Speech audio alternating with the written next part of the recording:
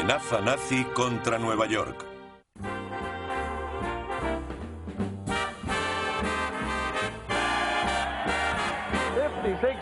Fans have wedged themselves into the Polo Grounds to watch the professional Giants tangle with the Green Bay Packers. En diciembre de 1944, los neoyorquinos tenían razones para estar contentos. El equipo de los Gigantes estaba haciendo una buena temporada y muchos pensaban que pronto terminaría la guerra. Sin embargo, espías norteamericanos habían alertado al presidente Roosevelt de que Alemania preparaba un arma intercontinental capaz de alcanzar Nueva York. Roosevelt compartió su preocupación con el alcalde de la ciudad, Fiorello LaGuardia. En una locución radiofónica, el alcalde alertaría a los ciudadanos sin provocar el pánico.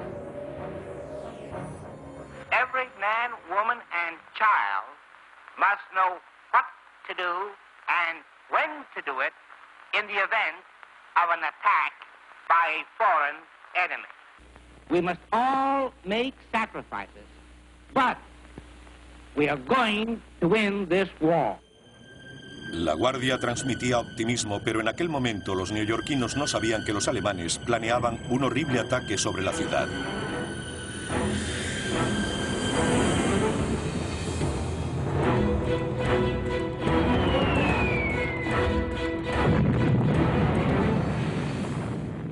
Obviamente los alemanes no bombardearon Nueva York, pero el plan fue real.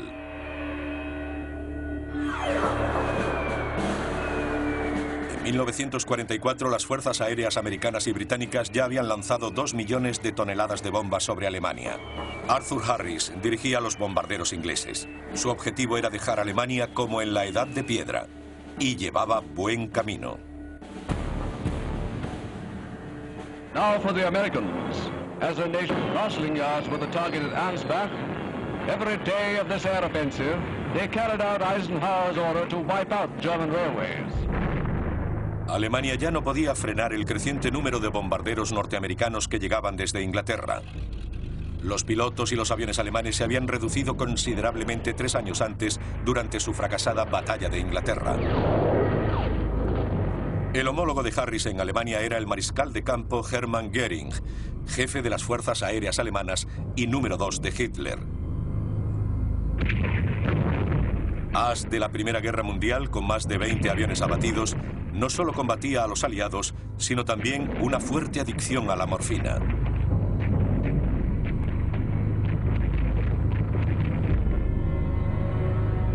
Göring pasaba horas admirando su colección de obras de arte robadas en toda Europa por los nazis. Mientras Göring dependía cada vez más de la morfina, las actividades de la Luftwaffe iban quedando en manos de un grupo de oficiales que se hacían llamar el Club. El jefe de todos ellos era un oficial audaz e inteligente, condecorado en numerosas ocasiones, llamado Siegfried Kinemayer. Kinemayer era un gran piloto. Adoraba la aviación y era muy respetado por la élite de la Luftwaffe. En los años 30 surcó los cielos en concursos de planeadores. La mayoría de los pilotos alemanes practicaban con estos modelos porque después de la Primera Guerra Mundial su país tenía prohibido disponer de fuerzas aéreas. Pero en el otoño de 1944 decidió que había que hacer algo drástico para evitar lo impensable: una rendición total e incondicional. Another milestone in the United Nations march to victory was reached when the British Army rolled into Belgium. The liberation of this nation broke the shackles that enslaved the Belgian people during 4 years.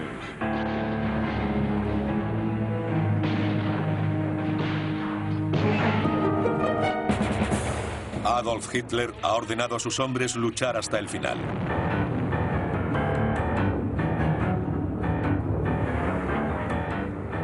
Mientras tanto, la bomba volante V1, también conocida como arma de venganza número 1, continúa desatando el terror sobre Inglaterra. Civilians and civil defense services did valiant rescue work without regard to danger. Más de 2.000 de estas bombas habían cruzado el Canal de la Mancha, matando a más de 6.000 ciudadanos británicos.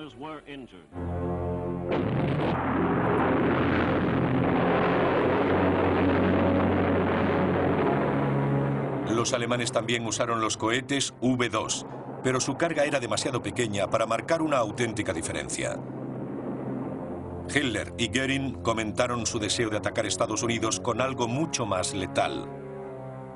La misión de Kinemeyer era llevarlo a la práctica. El plan de Kinemeyer era construir un avión capaz de bombardear la ciudad de Nueva York. Se necesitaría un aparato inusitado por la autonomía requerida. La distancia entre Alemania y Nueva York es de casi 6.000 kilómetros. Querían que ese avión hiciera ida y vuelta, lo que significaba 12.000 kilómetros. Si a eso se le añaden unos 3.000 más por seguridad, debía tener una autonomía cercana a 20.000 kilómetros. Kinemeyer recurrió a los fabricantes de aviones que había en Alemania en ese momento: Ernst Heinkel, Willy Messerschmitt, Focke-Wulf y Dornier, y los convocó a una reunión. Dijo que quería un avión capaz de lanzar una bomba sobre Nueva York haciendo un viaje de ida y vuelta de casi 20.000 kilómetros. Willy Messerschmitt y Ernst Heinkel le dijeron que era imposible, no se podía hacer. Ni siquiera tenían un avión que pudiera llegar a Nueva York, así que mucho menos sobrevolar la ciudad y hacer el viaje de vuelta. Decepcionado y enojado con los fabricantes de aviones convencionales, Kinemeyer los despidió. El problema era la autonomía. Ninguno de los bombarderos convencionales podía transportar suficiente combustible o bombas. El reabastecimiento no era una opción viable porque la logística del plan lo hacía imposible. Kinemeyer sabía que si encontraban un modo de llegar a Nueva York, tendrían que limitarse a llevar solo una bomba. Y habría de ser extraordinaria. Pronto el alto mando alemán empezaría a sembrar las semillas de las armas de terror. Los nazis estaban decididos a ganar la partida de la guerra radioactiva. En 1944, los ciudadanos de Nueva York no sabían que los nazis les tenían en su punto de mira. El arma, algo sacado de la ciencia ficción. Sabíamos que Hitler tenía un plan que implicaba algún tipo de bomba radioactiva. De vez en cuando lo mencionaba en sus discursos. Hablaba de la V4. Decía que era un artefacto tan potente que podía matar a todo ser vivo en un radio de 3 a 8 kilómetros. También sabíamos que Göring había hablado con Hitler de esta arma y había que suponer que Kinemeyer conocía los deseos del Führer a través de Göring. La bomba a lanzar sobre Nueva York sería convencional solo en términos de peso, unos 2.500 kilos. El plan era envolverla con arena radioactiva y hacerla explotar sobre la ciudad. Se suponía que la de Hitler habría sido lo que los expertos llaman una bomba sucia, no atómica, pero que esparciera lluvia radioactiva. Si esa bomba hubiera explotado en el aire a 3.000 o 4.000 metros sobre la ciudad, la arena radioactiva o sílice que recubría la bomba se habría extendido a lo largo y ancho de la ciudad, impulsada por el viento. Dependiendo del grado de radiación del material que rodeaba la bomba y de la cantidad de inocentes expuestos a la explosión, puede que no hubiera matado a mucha gente, pero habría causado muchos heridos.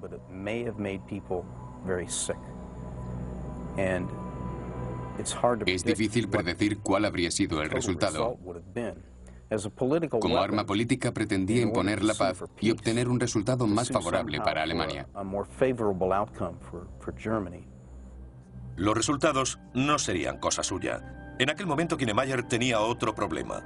Ninguno de los fabricantes alemanes de aviones podía proporcionarle un modo de transportar su arma mortal. Pronto buscó la ayuda de los miembros del club. También conocía a varios investigadores aeroespaciales, pero ninguno había trabajado con la industria de la aviación convencional. Uno de ellos era Reimar Horten. Reimar había diseñado a las planeadoras a principios de los años 30. Había acoplado motores a algunas de ellas.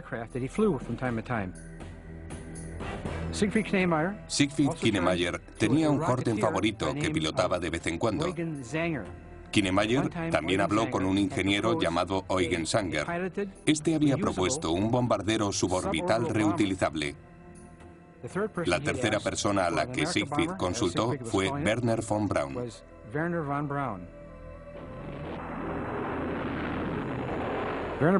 Tenía el cohete V2 que había perfeccionado en Peenemünde. Kinemayer pensó que implicando a los tres en la competición, alguno lograría el avión que cubriera sus necesidades.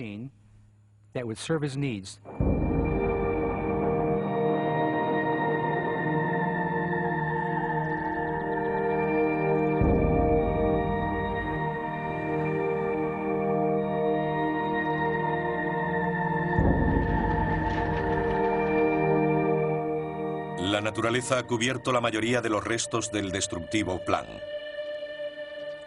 A orillas del mar Báltico está la ciudad de Peenemünde, que fue conocida como la ciudad de los cohetes. Fue aquí donde Wernher von Braun, uno de los tres competidores, desarrollaría la mayor parte de su bombardero. El escritor e historiador de la Segunda Guerra Mundial David Mayra lleva 20 años investigando los planes secretos para bombardear Nueva York. Ha llegado a Peenemünde con la esperanza de hallar más información sobre los hombres y las máquinas implicadas en aquel pavoroso plan. Hoy David inspecciona la zona con el conservador de Peenemünde, Peter Proffer. Buscan pistas que determinen la localización exacta de una de las plataformas de lanzamiento de von Braun. More bomb craters all through here. The whole area is pockmarked. Most of these craters then are from the British. When they bombed Peenemünde in August of 1943. Yes.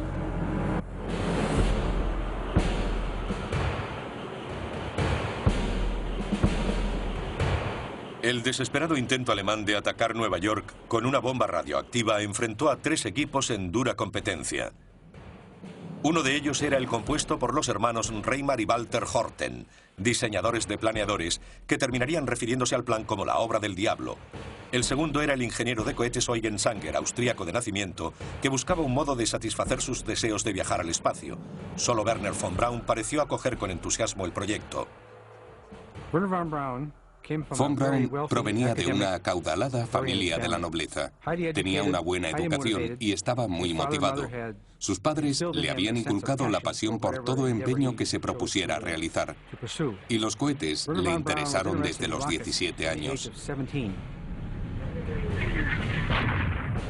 Von Braun era aún joven cuando Alemania buscaba explotar el talento de todo el que pudiera ayudar en su carrera armamentista. Pretendían un cohete de largo alcance. Von Braun quería impresionar. Y lo hizo a principios de los años 30 compartiendo los resultados de sus experimentos con el ejército alemán. Tan impresionados quedaron los militares con lo que les presentó von Braun que le ofrecieron trabajo, alistarse en el ejército y ayudarle en su futura educación. Le ayudarían a conseguir su doctorado.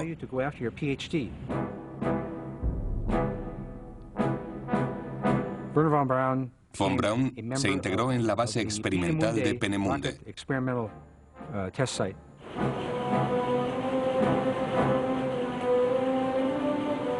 Peenemünde está en una isla en el nordeste de Alemania. La Luftwaffe comenzó la construcción en 1936. Von Braun trabajaría en los laboratorios científicos, los túneles de viento y contaría con la infraestructura necesaria para investigar la tecnología de los cohetes. El lugar acabaría siendo conocido como la cuna de sus letales bombas volantes V2. A finales de 1944, von Braun había perfeccionado su cohete V2.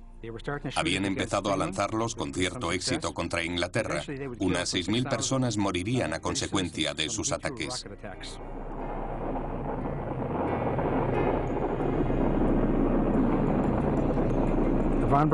Pero von Braun y su jefe, el general Walter Domberger, no estaban satisfechos con el alcance de 300 kilómetros y estudiaban la manera de aumentarlo. Von Braun había mencionado en alguna ocasión la posibilidad de bombardear Nueva York a casi 6.000 kilómetros de distancia. Pensaba en un aparato volador capaz de cruzar el océano Atlántico. Había mencionado muchas veces que tenía un cohete llamado A9, con un propulsor, el A10, que podría alcanzar Nueva York desde cualquier punto de Alemania. Pero von Braun tendría que enfrentarse a una dura competición y al sabotaje cuando el plan nazi se hacía cada vez más desesperado. Sus planes de convertir la V2 en un arma contra Nueva York ni siquiera se había concretado cuando conoció a sus otros dos competidores. Tenían sus propias ideas sobre cómo solventar la distancia. Walter Horten había sido piloto de caza en la batalla de Inglaterra antes de ser destinado a Berlín. Era un infatigable promotor de los diseños de alas volantes de su hermano Reimar y convenció a Kinemayer de que un caza con la configuración de ala volante sería más efectivo contra los Mustang P-51 estadounidenses.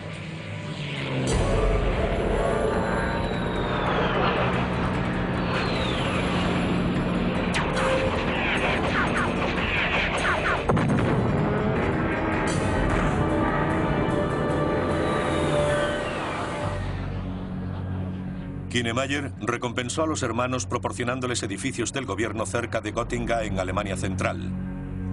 Reimar Horten trabajó así en su primera nave militar, un caza ala volante con 2 turborreactores. Hoy los edificios cubiertos de hiedra conservan el aspecto que tenían en 1944. Ahora se usan para el mantenimiento de las autopistas alemanas. Alfred Deutsch, de 87 años, recuerda a Reimar Horten. En este mismo edificio pasó muchos días trabajando en el ala volante. Recuerda que el personal tenía una gran fe en los diseños de Reimar en una época en que el destino de Alemania se presentaba incierto. También recuerda a un jefe con un gran corazón. Era muy bueno con nosotros. Nos cuidaba mucho. Siempre estaba dispuesto a ayudarnos cuando teníamos problemas, pero nos obligaba a trabajar duro.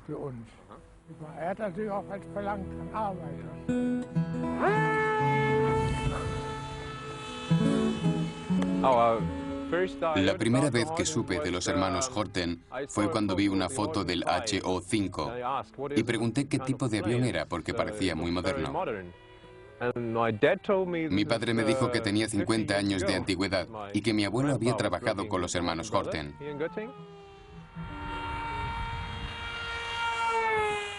En un campo a pocos metros del cuartel general de los famosos hermanos, Ronald Schmidt vuela un modelo Horten de radiocontrol.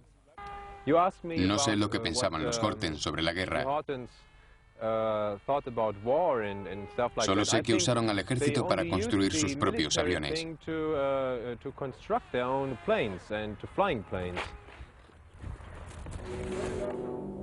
Los hermanos Horten pensaban que su diseño de ala volante era mucho más eficiente que el de otros aviones usados en la época. No tenía cola, por lo que oponía menos resistencia, y eso significaba volar a más distancia y con menor consumo de combustible que cualquier nave convencional. Kinemayer llegó a la conclusión de que un bombardero con forma de ala volante podía ser perfecto para transportar una bomba radioactiva hasta Nueva York. Cuando Kinemayer dio el visto bueno a Horten, Reimar seguía trabajando en su caza HO-9. Incluso hoy estos diseños siguen reflejando la aeronave más avanzada del siglo XXI.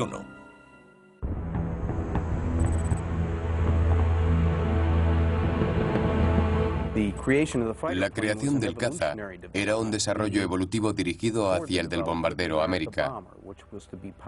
Iría impulsado por 6 turbomotores.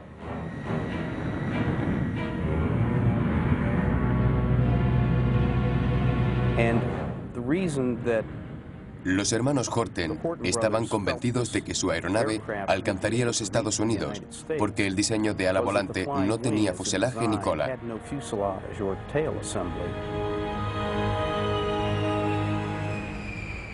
Eso lo hacía un 20 o un 30% más eficiente. Si podían dotarlo de un armazón para albergar suficiente combustible, lograrían transportar la bomba hasta Nueva York o Washington y volver.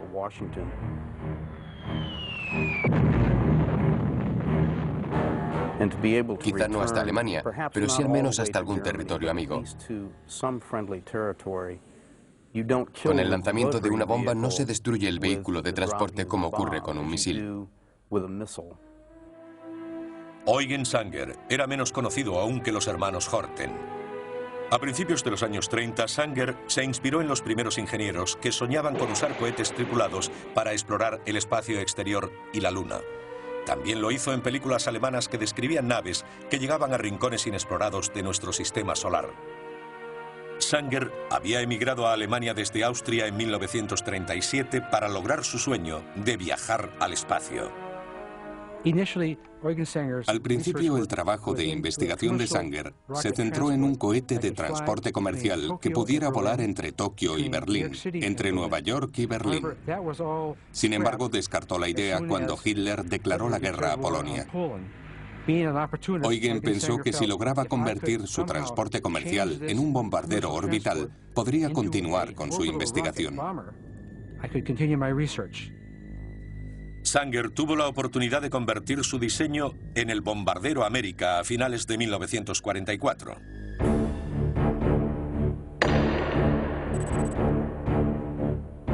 El bombardero suborbital de Sanger era único.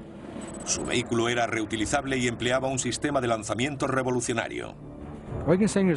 La idea de Sanger de un cohete de despegue horizontal era una auténtica novedad. Era reutilizable, se podía montar en cualquier lugar. No requería de los miles de personas necesarias en el lanzamiento del V2. El cohete de lanzamiento horizontal solo necesitaba a varios cientos, y los preparativos se completaban en cuestión de horas, no de días, como el A9-A10 de von Braun.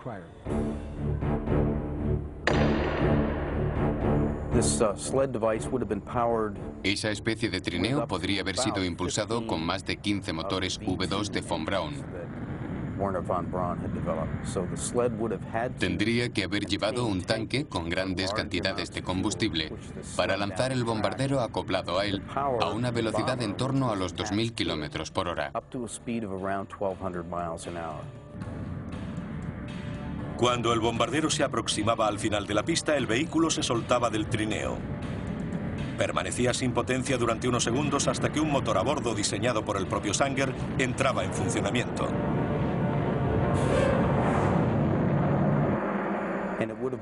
Tenía capacidad para unas 90 toneladas de carburante. Alcanzaría un ángulo de inclinación de 60 grados. Volaría así unos 3 o 4 minutos hasta agotar el combustible. En ese momento empezaría a caer. Y debido al peso y a la fuerza centrípeta, entraría bruscamente en una órbita terrestre a una altura de 180 kilómetros. También sería un gran avance tecnológico. Con 32 metros de larga y 12 de envergadura, la nave estaba diseñada para vuelos supersónicos, lo que significaba que podía superar los 6.000 kilómetros por hora. A la altura de Pittsburgh, Pensilvania, la bomba que transportaba podría ser lanzada con un arco balístico diseñado para que impactara en Nueva York o Washington.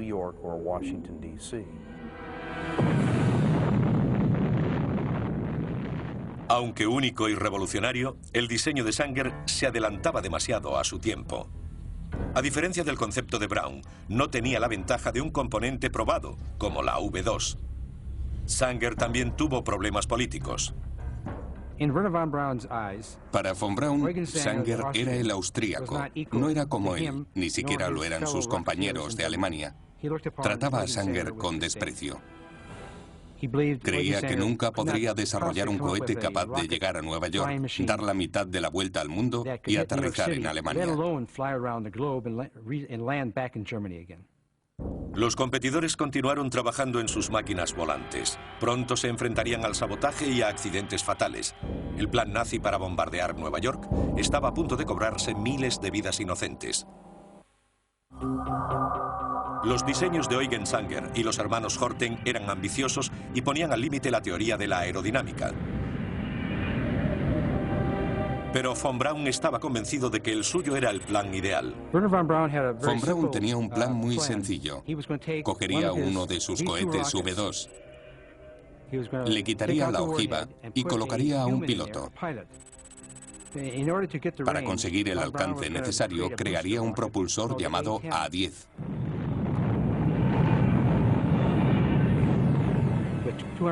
Con 100.000 kilos de empuje, elevaría el V2 de la rampa de lanzamiento con el piloto en el interior. Subiría 60 kilómetros y de esa manera podría llegar a Nueva York a 6.000 kilómetros de distancia. Su plan de bombardear Nueva York habría sido un vuelo kamikaze, pero a él no le importaba. De cualquier forma, el piloto nunca hubiera podido lanzarse del cohete porque habría llegado a su destino a 5.000 kilómetros por hora. Y a esa velocidad no hay forma de salir de una nave.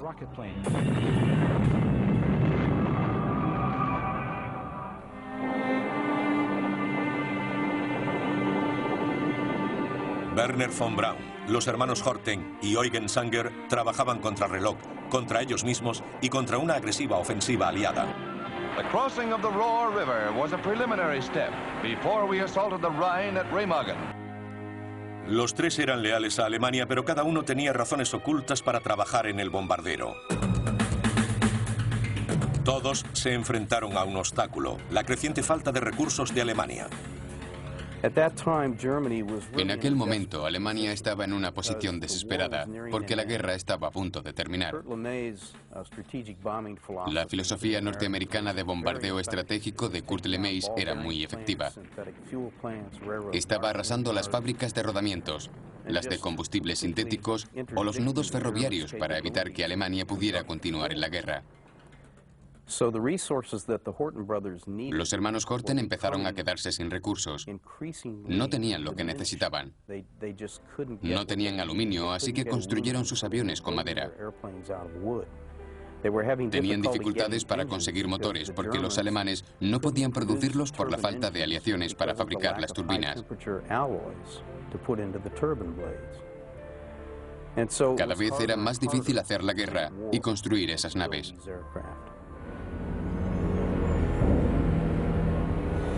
En la base secreta de Peenemünde, von Braun se enfrentaba a más problemas. Los británicos habían descifrado los códigos de las comunicaciones alemanas que revelaban la existencia de las instalaciones. Conocíamos la existencia de Peenemünde por fotografías aéreas que probablemente se ordenaron cuando nosotros interceptamos los mensajes de lo que estaba ocurriendo allí. Los aliados se ensañaron con las instalaciones de von Braun y las dejaron fuera de servicio.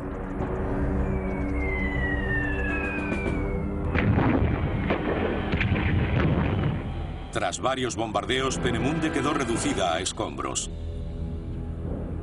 Sin embargo, algunos edificios sobrevivieron a la destrucción. Hoy un museo ocupa la antigua central térmica que abastecía de electricidad a la base.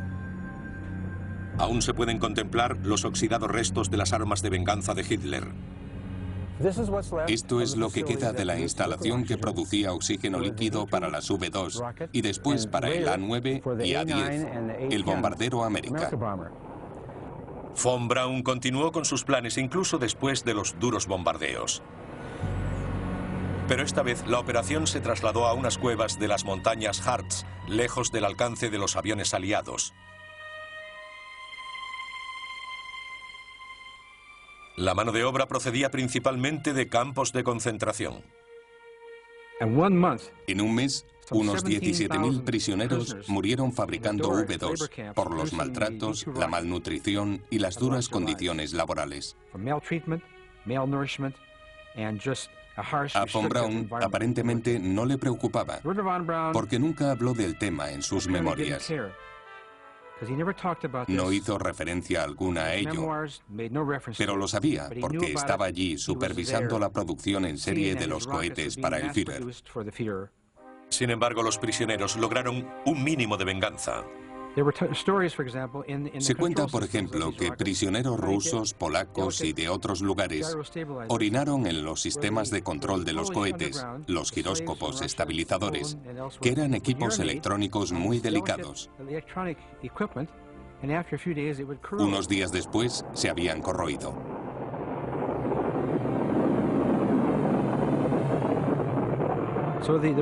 Los cohetes, si eran disparados una semana después de su fabricación, perdían el control y se estrellaban. Se calcula que un tercio de los cohetes lanzados contra Inglaterra nunca llegó a su destino.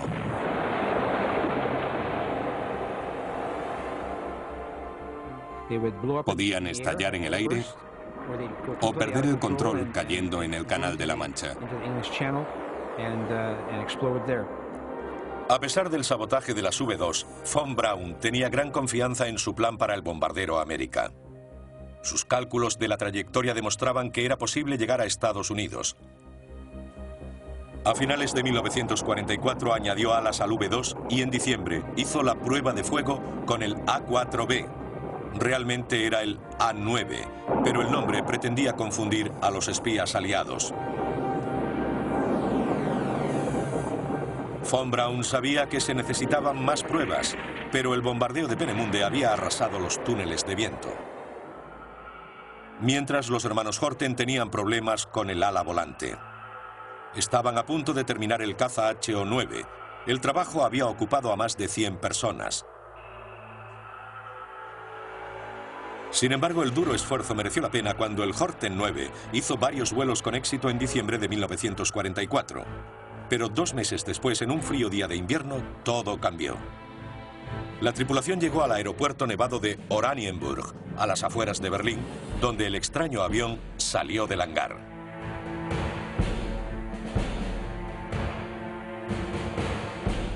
El piloto de pruebas, Erwin Siller, entró en la cabina e hizo las últimas comprobaciones. Los 2 motores Junker arrancaron y la nave empezó a surcar los aires.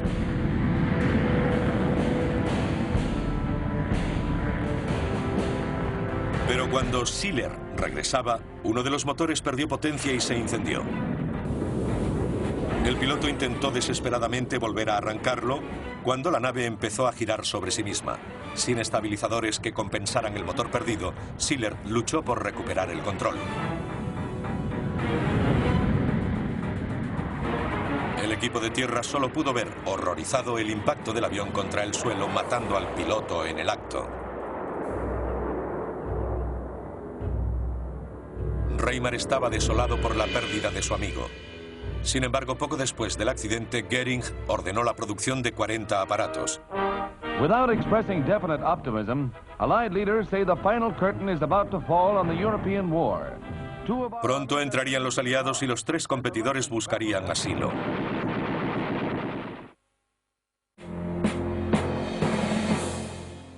En los espesos pinares del norte de Hannover, Sanger trabajaba día y noche.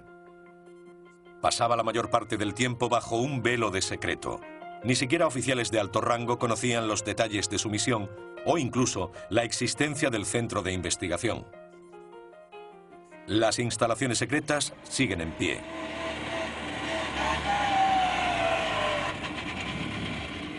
Hoy, el historiador David Mayra va a encontrarse con un invitado muy especial. Es Hartmut Sanger, hijo de Eugen Sanger. Para él, estos edificios simbolizan parte del enigma y secretismo que siempre rodeó a su padre. Hartmut recuerda a su padre como un hombre con una única ambición en su vida, y no tenía nada que ver con bombardear Nueva York. Mi padre nunca estaba en casa. Él y mi madre eran investigadores. Su sueño era viajar al espacio. Él quería desarrollar la tecnología necesaria para hacerlo. Entrar en órbita y desde allí, con el efecto de la relatividad de Einstein, ir a las estrellas. Esta fue la maqueta que diseñó mi padre en 1938. Fue el primer modelo hipersónico. Alcanzaba Mach 5, es decir, 5 veces la velocidad del sonido, unos 6.000 kilómetros por hora.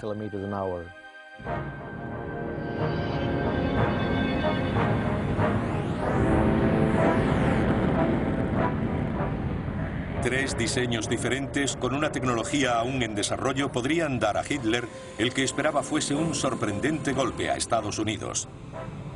Y una última y desesperada oportunidad de ganar la guerra. Una bomba radioactiva detonada sobre una desprevenida Nueva York.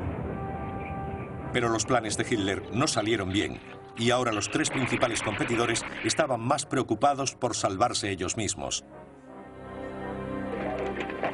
Alfred Deutsch recuerda un ambiente de trabajo más relajado cuando el fin parecía inminente. En los últimos días nos dieron pases de vacaciones. No tuvimos problemas con las SS a la hora de salir de las instalaciones porque teníamos pases. Sin embargo, para Von Braun las últimas semanas fueron de una increíble dureza. Von Braun salió de Peenemünde en abril de 1945. Los rusos se acercaban y había miedo de que lo ocuparan. Von Braun y su equipo huyeron a las afueras de Múnich. Decidieron aguardar con la esperanza de que los americanos llegaran primero. No querían rendirse a los británicos por miedo a que pudieran acusarlos de crímenes de guerra. Tampoco querían ser capturados por los rusos, así que prefirieron esperar a los americanos. Y cuando llegaron, se entregaron.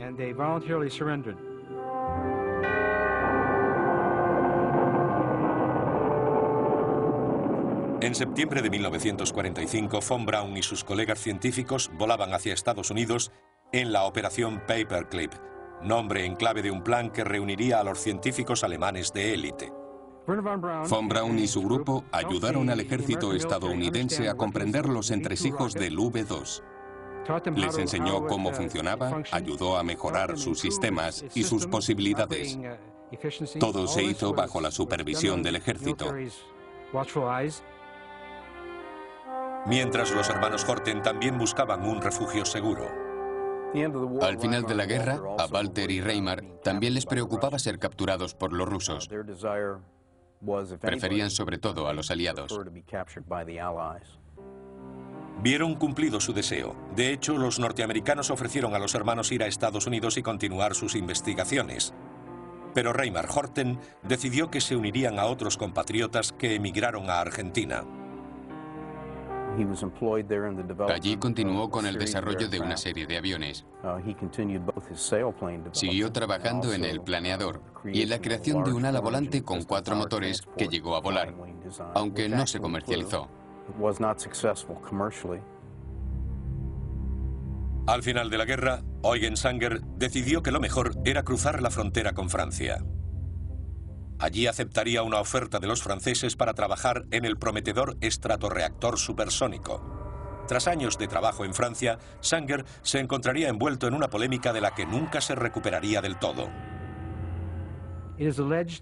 Se afirmó que Eugen Sanger salió de Francia con los planos de un cohete y los llevó a Nasser a Egipto.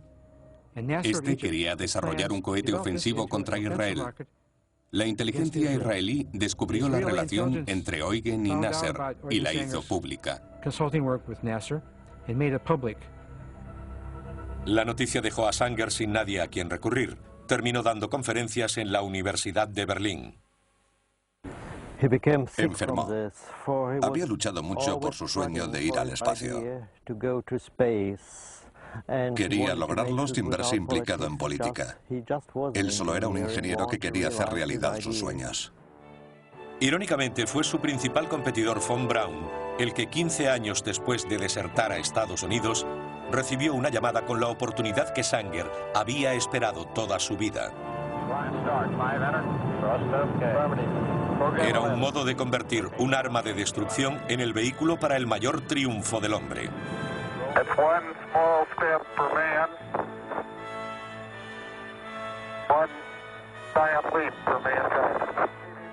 Fue un acontecimiento del que todos los estadounidenses se sintieron orgullosos. Neil Armstrong caminando por la Luna. Lo que muchos no saben es que los artífices fueron Wernher von Braun y su grupo de ingenieros. Él diseñó el Saturno V, el cohete más grande y potente jamás construido. This is Wernher von Braun's finest hour.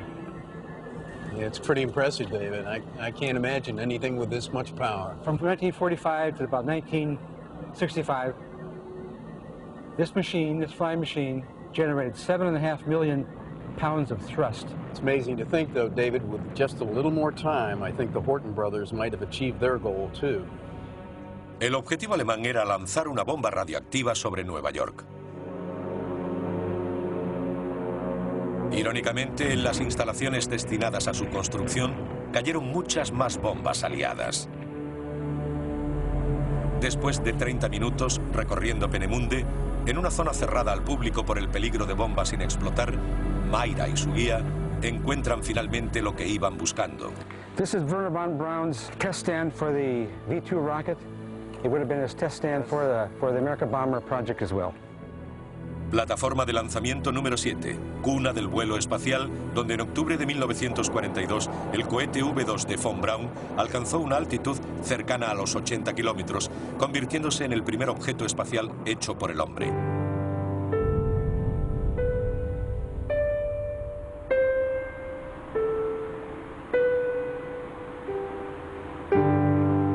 Cerca de la plataforma de lanzamiento hay un cementerio y un monumento que honra a los que murieron en Peenemünde. Aunque sea conocido como la cuna de los vuelos espaciales, también lo es por ser el origen de las armas de venganza de Hitler. No todos los alemanes eran despiadados. Es importante hacer una distinción entre las autoridades que querían ganar la guerra a toda costa y la población del país que inicialmente pudo estar en contra de la guerra y del partido nazi, porque había tomado el poder de una manera poco limpia.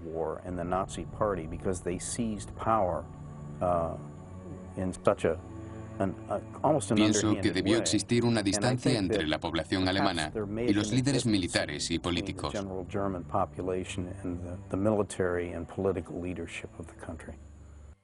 Pero nadie podía desvincularse de los deseos del Führer.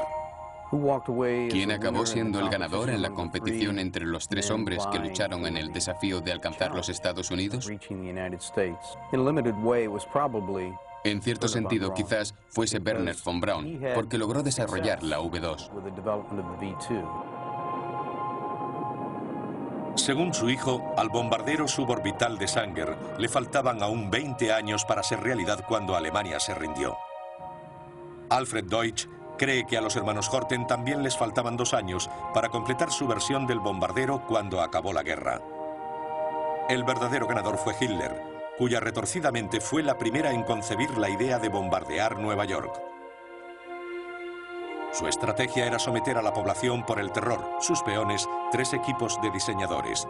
Comenzaron con la búsqueda de la exploración espacial, pero capitalizada en el plan de Hitler para avanzar en sus objetivos. Al final, los participantes del proyecto para bombardear Nueva York diseñaron los primeros planes de terrorismo global.